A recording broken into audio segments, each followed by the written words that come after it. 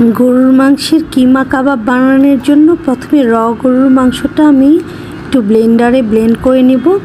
আর এটাতে কিন্তু একদম মাংসটা সুন্দর করে ব্লেন্ড হয়ে যায়। প্রথমে শুধু মাংস দিয়ে ব্লেন্ড করব, এরপর মাংসের মধ্যে কাঁচামরিচ, পেঁয়াজ সব দিয়ে ব্লেন্ড করে নিব।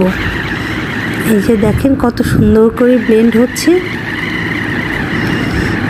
মাশাআল্লাহ অনেক সুন্দর করে ব্লেন্ড হচ্ছে। পরের ধাপে পেঁয়াজ আর বাকি যেটুকু মাংস ছিল সেটুকু নিয়ে নিব।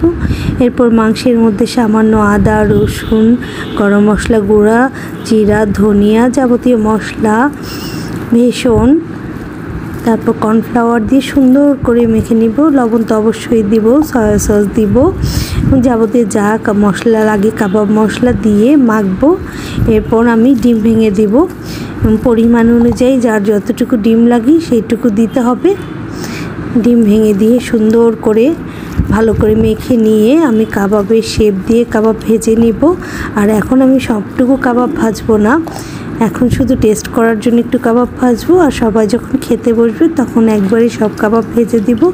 এটা দিয়ে কিন্তু আপনারা কোপ্তা কারিও বানাতে পারেন, গোল গোল করে ভেজে সব মশলা দিয়ে কারি টাইপের রান্না করলেই হয়ে যাবে। আর এখন আমি 4টা ভেজে নিচ্ছি একটু টেস্ট করার জন্য। আর এখানে কিন্তু আপনারা অবশ্যই পুদিনা পাতা দিবেন, আমি মাঝে মাঝে ধনিয়া পাতাও দেই। যে এখন আমি টেস্ট করব, আপনারা সুন্দর মতো শেপ দিয়ে নেবেন।